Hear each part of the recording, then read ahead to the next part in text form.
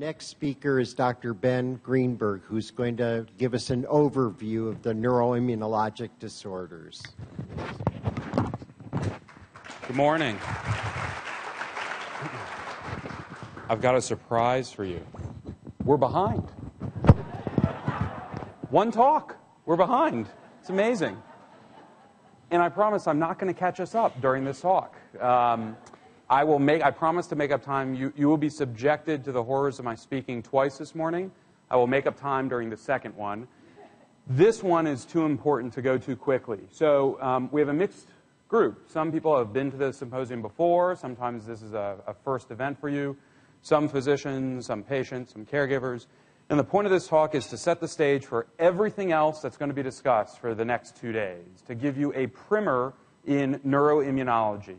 So as we're talking about all sorts of different concepts for these rare disorders, this is your crash course in neuroimmunology. So is everybody awake? Does everybody have coffee? If you have a drug of choice, have you taken it? So teaching neuroimmunology to medical students is sometimes like getting my daughter to eat her vegetables. You know, you have this look. But then once you really start to get into it, you realize what a delight and how interesting it is. And this is the after picture. So right now, some of you are saying, I'm going to listen to this guy talk about neuroimmunology, and you have the first thought in your head. But by the end of the talk, I promise this is going to be where we are. Just a mess. So this is the anatomy. I think it's Dr. Pardo who's going to spend a lot of time on this in terms of a brain versus a spinal cord versus a nerve versus a muscle. This is just to orient us. And I'll just make one broad statement. For everything I'm talking about today, we're talking about the central nervous system. Optic nerve, brain, spinal cord. So we don't have the optic nerve pictured here, brain, spinal cord. We're leaving all of those connections between your spinal cord and your skin and your muscles. We're ignoring them for the purposes of the talks today. Okay? So in order to understand the nervous system, I draw an analogy. And for those of you who have been patients in my clinic, you've heard this before, feel free to go get another bagel. For the rest of you have to listen closely.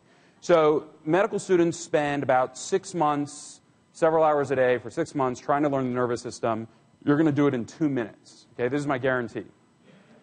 How many people here have owned a stereo in their life? So I asked this to a young patient in my clinic today, and they said, is that like an iPod? And I said, oh, shit. So if you've owned a stereo in your life, you're going to understand the nervous system. It's that simple. So you have a stereo with a receiver and an on-off switch. You have a speaker, and you have a connection between the two, right? That's a stereo. So when you want to listen to music, you flip on the power at the stereo. A signal goes from the receiver through the wire to the speaker, and what happens? You hear music, right? Works every time. Does anybody not understand how a stereo works? Because if you don't, we're in trouble for the rest of the morning. Good? Okay. So this is the stereo. That is your nervous system. These wires connecting the stereo to the speaker are pictured here, a copper wire with insulation around it. Okay? That's how stereos get the signal from point A to point B. There are lots of ways I can break your stereo. There are lots of ways I can mute the music. I can come in and smash the speaker. I can come in and break the actual stereo itself. I can come with a pair of scissors and cut the wire. In any of those situations, what's going to happen? Not going to hear music, right? So when we have a medical student go into a room with a patient who has some sort of problem, some sort of complaint about numbness or weakness or some neurologic dysfunction, and they walk out of the room after taking a history and doing a physical, I look them in the eye and they tell me the problem. And I say, is this a stereo problem, a speaker problem, or a speaker wire problem? Because depending on where the issue is, dictates what potential pathogenesis, what potential causes are going to be on your list and what you're going to do about it.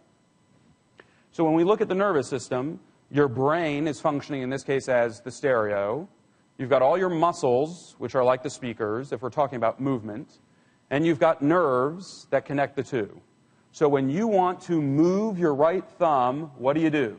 You turn the power on in the stereo, a signal goes through the wire, and your muscles move. You hear music. Does that make sense? Signal going from point A to point B, you hear music, right? Now, there are lots of ways you can break your own human stereo system. How many people here remember the Jerry Lewis telethon, Labor Day weekends? You guys watch this? What does it raise money for? Muscular dystrophy. So these are children who have a genetic disorder. They're on TV. They have problems moving. They're in a wheelchair. Where is their stereo system broken? It's the muscles. It's the speaker that's the problem. Their wiring, their stereos are fine. How many people here have heard of someone or had a family member who's unfortunately had a stroke? Or a stroke? Stroke you can think of as a stereo problem. The blood supply gets cut off. You break the stereo, so you can't even turn on the power. You can look at your right hand all day long, but you can't generate the signal to make your speaker work. And then there are a long list of speaker wire disorders. If I tell the medical student, go to the book and give me every disease that can affect speaker wires in the human, I don't see them for 3 days. They're just Xeroxing and Xeroxing and Xeroxing. It's a huge list, and most people in this room, in one way or another, has been affected by one of these diseases. So if you look at the speaker wires and you look at the neurons, it's the exact same idea. You have a wire, and then there's insulation around it. What's the insulation around it in the human body? Myelin, right. It makes us sound smart. We could have just said insulation. You can't bill a patient if you say insulation problem. If you say demyelinating disorder, then I can bill. So we talk about myelin and demyelination. It's just like talking about insulation around a speaker wire. So when we're looking at stereos, you want to protect certain things.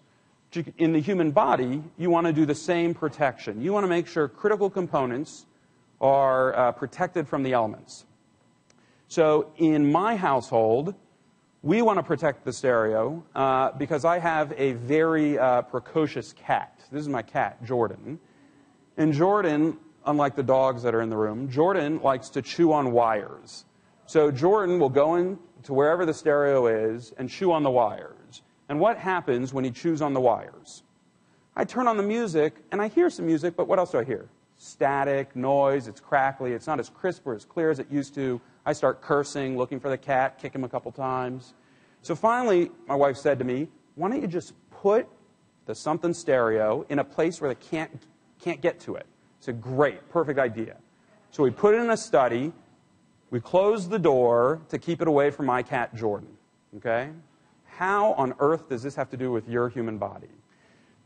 Your cats, I should back up. What is a cat supposed to do other than chewing on the wires of my stereo?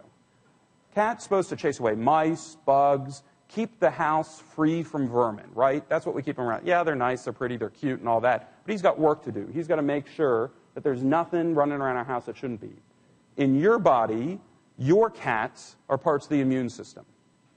So your cats are running around the body looking for mice, looking for roaches, looking for mosquitoes, shooing them away. Things that shouldn't be in your body, your cat is there to chase away. Every now and then, your cat can get into a part of the house that it's not supposed to and do something that it knows better. It knows it shouldn't be chewing on the wires, but it does it anyway, and it really ticks us off. It's the same thing in autoimmunity. This part of your defense mechanism can become confused, and we can argue for the next 3 days as to why or how or when, but for some reason becomes confused and causes damage to your stereo system.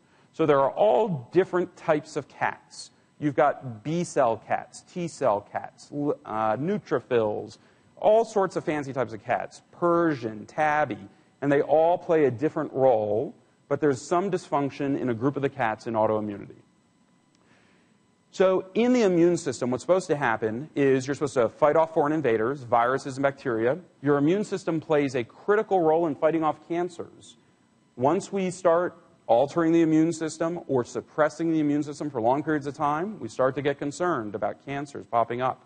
So when we go in and start killing the cats of the house, then we have to worry that we're leaving our defenses unchecked. Okay? So as we talk about treatments, you always want to keep in mind both the benefit of the treatment and potential downsides to the treatment, and that becomes clear when we talk about treating these disorders. I'm sorry? So we're going to have a whole section on immunology. This is just to whet your appetite, but it's a great question because that's what's on this slide. So, I'm sorry, the question was, what is an antigen? I use the terminology here, response to antigens. This is an antigen in my mind. So these images over here on the left side of the screen, those are cells in your immune system.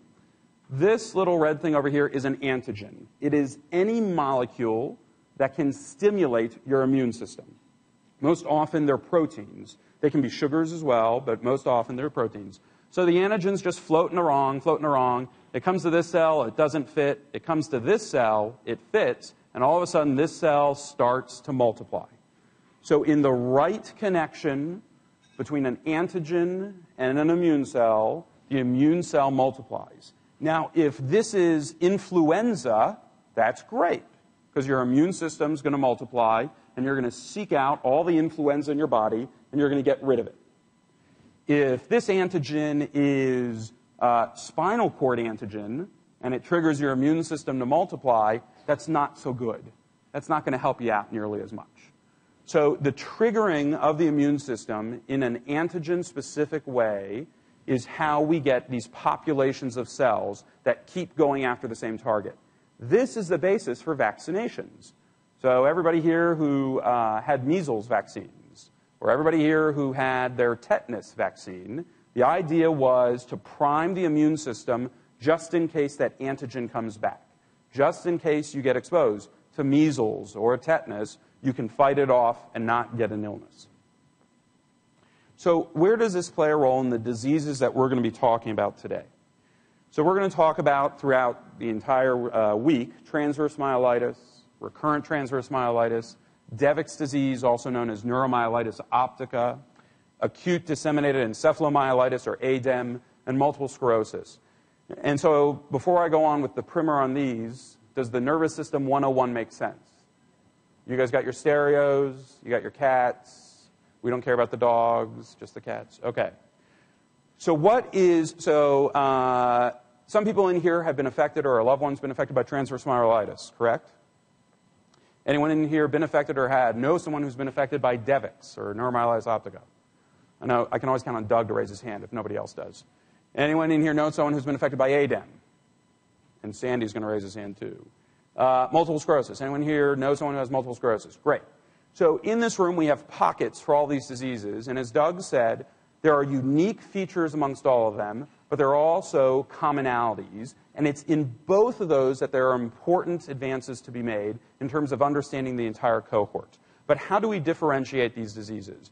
And I should preface this by saying the nomenclature for this is crap.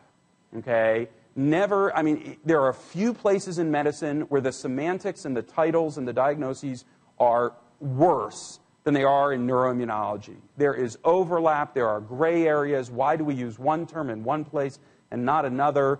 If you've had 3 cocktails, you might say transverse myelitis, but if you only had one, you might throw out a term, clinically isolated syndrome. People want to shoot themselves. It's a mess, and at some point we'll clean it up. But if we're just talking about these terms, how do we define them? So transverse myelitis, loosely defined, just means inflammation of the spinal cord. Now, that can happen in isolation. So you can have idiopathic transverse myelitis. So transverse myelitis just for transverse myelitis' sake alone. You can have it secondary to another condition. So Dr. Birnbaum will talk about it in the setting of lupus or Sjogren's. So some systemic condition where the transverse myelitis, the spinal cord, is the innocent bystander in a systemic disease. You can have transverse myelitis as part of a bigger neuroimmunology syndrome, such as Devick's or multiple sclerosis. So transverse myelitis can be by itself. It can be by itself but caused by a bigger disease, or it can come in the family of other parts of the immune system attacking other parts of the nervous system. So in most post-infectious is considered idiopathic, because we can never prove it for sure. Idiopathic means the physicians are idiots and the patients are pathetic. So we can't really prove what the association is. So when we say post-infectious, we are making an assumption 99.99% of the time, in very few cases, that there was an association. So they get lumped into idiopathic. Any other questions? Okay. Neuromyelitis optica, or Devick's. So this is immune-mediated attacks of the spinal cord. So that is, by definition, what? Transverse myelitis. So patients with neuromyelitis optica often, not always, as we're learning now, but often have transverse myelitis as part of their syndrome and the optic nerve. One of the sine qua non features, and we'll hear about this later, I believe with Dr. Weinshanker, is this longitudinally extensive lesion in the spinal cord. So we're going to get you used to seeing MRIs. This side of the room, you're not going to get used to seeing MRIs. You guys are going to learn it while. So just to get you oriented, here's the front, here's the back.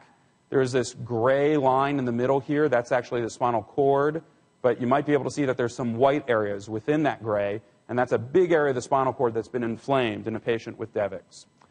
Neuromyelitis optica recurs, comes and goes, affects the optic nerve, spinal cord, back and forth, optic nerve 3 times, spinal cord 2 times. It's completely sporadic in its recurrence rate. Then there's acute disseminated encephalomyelitis, or ADEM. So this means acute, all of a sudden, disseminated, it's all over the place, encephalobrain myelitis, spinal cord inflammation. So fulminant, big-time inflammation in brain and or spinal cord, but almost always brain's affected. It's classically monophasic. That means usually it is a one-time event. You have ADEM, you get over it to some degree, and then we're talking about repair and regeneration. It's a great way to start a fist fight at meetings about talking about recurrent ADEM. So you get a whole bunch of neurologists on that side who said, that's heresy. Once you have a recurrence, you now have multiple sclerosis. And people on this side who say, nah, I think it's a gray area. We're not sure. ADEM can come back. And so if you ever want to see neurologists, have a fight, which is kind of silly in and of itself, they're just kind of like slapping each other around, then you can get them to argue about ADEM. It can affect the brain and the spinal cord, and we'll talk about ADEM as itself later on this morning. And then there's multiple sclerosis. And even within multiple sclerosis, things aren't as simple as they seem. We talk about relapsing remitting, secondary progressive. But in the end, multiple sclerosis is something that keeps coming back, affecting the optic nerve, brain, and spinal cord, all three, in a recurrent or a progressive fashion. So how do we relate these? So I'm throwing all these different diseases. You can classify them a lot of different ways. I'll start by showing you one way you can differentiate them. So you can talk about things in terms of time. Is a disease a one-time only event, or is it going to keep coming back? Because that's one distinction that needs to be made that everybody always wants to hear about. When they're getting diagnosed with one of these disorders, you're in the hospital, finally somebody's making a diagnosis. Maybe it's been a day, a week, a month, a year, 2 years, but somebody's putting a name to it. And one of the questions that inevitably comes up is, well, is this ever going to happen again? So things that happen once versus things that keep coming back. That's one distinction we can talk about. The other distinction is how much of the nervous system is affected. Are these multiple areas affected or just singular areas affected? So in terms of single areas, one time, idiopathic transverse myelitis fits that bill. Most often it's an isolated area of the spinal cord, and most often it happens once and only once, and you're done. You're not going to have future events. You're left dealing with whatever disability was accrued from the first attack and working to regenerate and repair the nervous system from there on, but you're out of the woods in terms of recurrent events. How does that compare to ADEM? ADEM, again, is one time only, but it's more than just the spinal cord. It almost always involves some part of the brain or a much larger area of the spinal cord, and so you have this multifocal issue. You have more parts of the nervous system being affected, but yet again, in the majority of cases, it's a one-time only event. You get it, you get past the acute issue, and then you talk about regeneration, repair, and rehabilitation. How does this compare to multiple sclerosis? Well, that's on the other end of the spectrum. That, by definition, is a recurring illness in multiple areas of the nervous system. So it's up here in this corner. You're going to have things come up again and again, and you can't just deal with the current symptoms. You have to try and prevent future attacks. The moment you cross the line in terms of time, the moment you have a risk of recurrence, the mind has to be on prevention. How are we going to keep this from happening again, besides rehabilitating from whatever's happened already? Then you can throw in NMO. It's a little circle here, not because it's a less important disease, it's just less people with NMO as compared to multiple sclerosis, but that too is a recurring event that can affect multiple areas of the nervous system. And finally, recurrent transverse myelitis. So I consider this separate from the idiopathic. There are some folks, for a variety of reasons, where transverse myelitis and just transverse myelitis can happen again and again. So they're one area of the nervous system, but they're multiple points in time. And there are things we do in our clinic, and there are things that are done here in Washington, and California, and all across the country to try and risk stratify people, such that when you're sitting in the office with us, we can look you in the eye and say, here are the odds of whether or not this is going to happen again, and are those odds so high that you need to do something about it today to mitigate that risk? Does this make sense? Any questions? Yeah.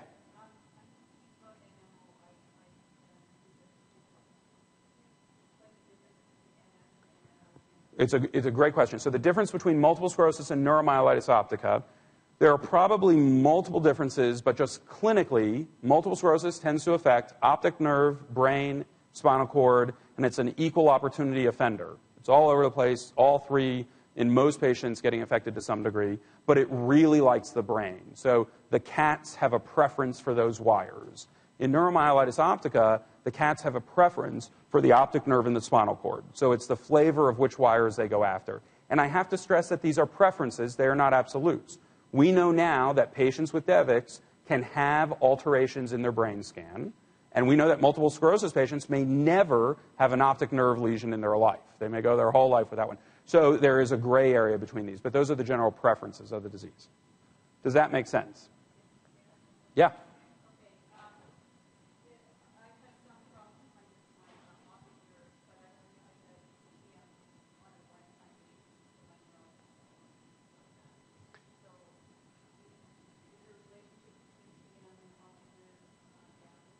Yeah, so the question was, is there a relationship between transverse myelitis and optic nerve damage? And if you have known transverse myelitis and then optic nerve comes in, what should we be doing about it?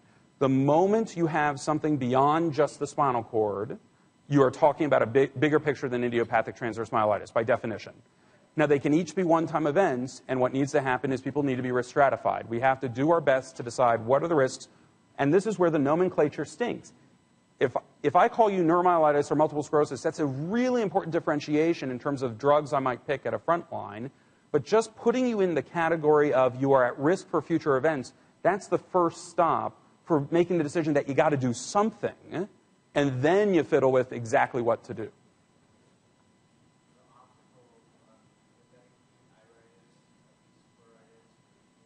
So great question. In terms of the eye involvement, does it include scleritis, uveitis, or any of the inflammatory disorders of the eyeball itself? And the answer for this is no. What we're talking about here is only optic nerve inflammation. If somebody comes in with inflammation of the actual eyeball, then we quickly call Julius Birnbaum on the phone and we say, okay, somebody's got uveitis, help me out here. It usually means there is a systemic issue going on that is putting people at risk for some of these autoimmune phenomenon. These disorders restrict themselves, if they're in isolation, to the central nervous system. The moment you are having multi-organ involvement, funny rashes, kidney problems, liver problems, eyeball problems, we need to think about this in a different picture. So, yeah.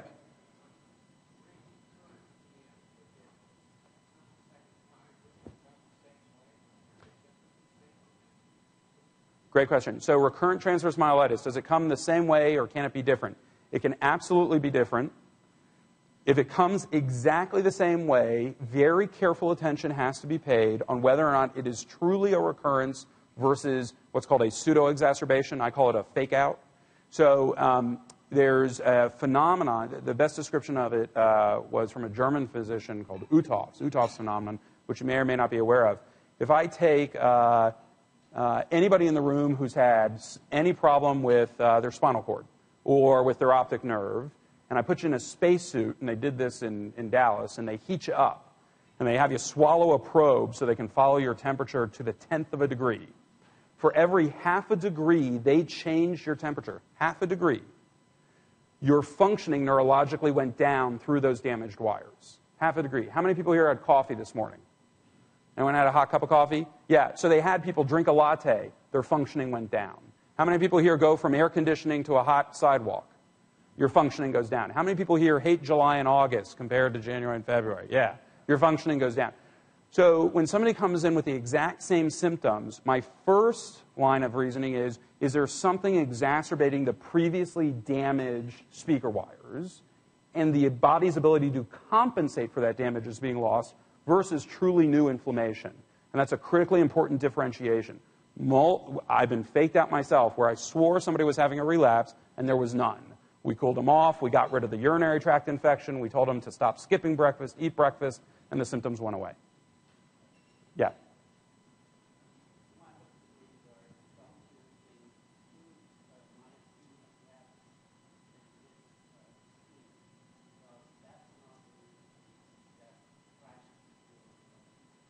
Yes. So it crashes the speakers. I'm sorry, yes, thank you. The question was, should I be including myasthenia gravis, which is another immune-mediated neurologic disease in this schema?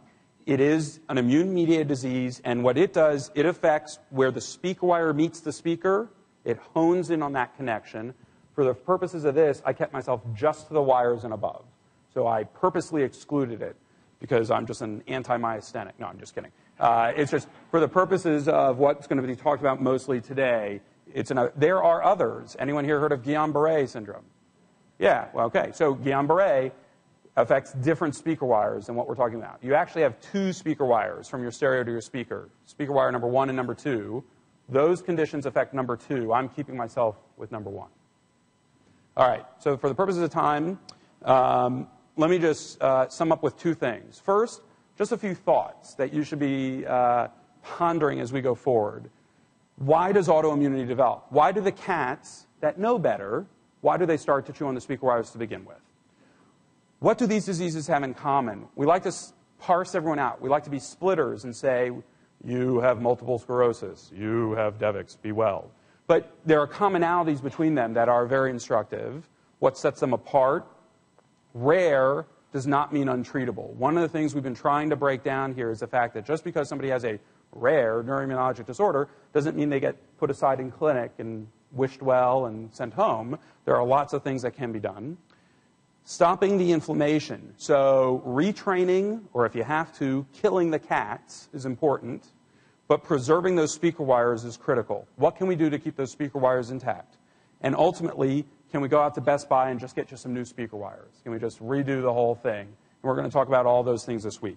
So for the last 30 seconds, is everyone good with that? That is Neuroimmunology 101. You've all graduated. Okay, congratulations, good luck. There'll be a test at the end of the day. So now I will only do this if you want. I don't know who's speaking after me. This would be 30 seconds. But I can give you Neuroimmunology 102 in 30 seconds. You want it? Okay, is there a question? What's the difference between speaker wire number 1 and speaker wire number 2? The way I imagine it is speaker wire number 1 is going from the back of the room to Sandy, and he puts the 2 together, and number 2 goes from Sandy to me. Okay? And I'm the speaker. In these diseases, the only things that get affected are the AV in the back and the wire to Sandy. Multiple sclerosis, transverse myelitis, Devix never, ever affect speaker wire number 2 or the speaker that we know of. So I will never speak in dogmatics, but we have never proven that they affect that part of the equation. Number 2 would be neuromuscular junction and the peripheral nerve. This is the difference between the central nervous system and the peripheral nervous system, and you're going to get more on that today. This was the primer. The central nervous system is from the AV group to Sandy. The peripheral nervous system is from Sandy to me.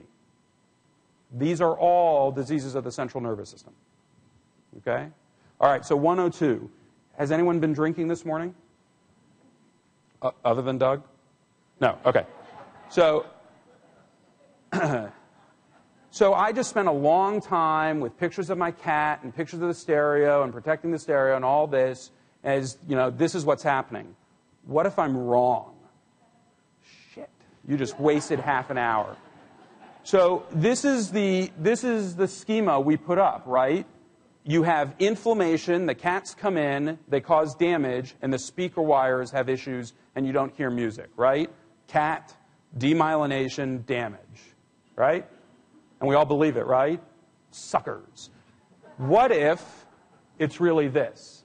What if the original event that occurs is damage to the stereo system, and the cats were just out there going, what the hell's going on? Maybe it's a mouse. And they run in, and in the process of running in, they do more damage. But what if the initial event is actually within the stereo itself and not an exogenous event that just tricks the cats into having a party?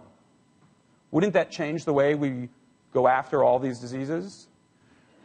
So there is, and I'm not going to go through it now, there is a lot of evidence to say that this may be true.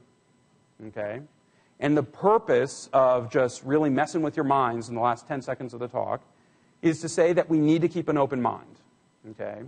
We need to know what we know about these disorders. We need to accept what we don't know, and we have to question things all the time. If we leap to certain dogmatic conclusions, we put ourselves at risk, but we can't let that uncertainty stifle us from moving forward. Either way, either of these theories that pan out, there is still tremendous work and achievements that can be obtained even before we know the final answer. Okay? But we just need to keep an open mind as we move through all this.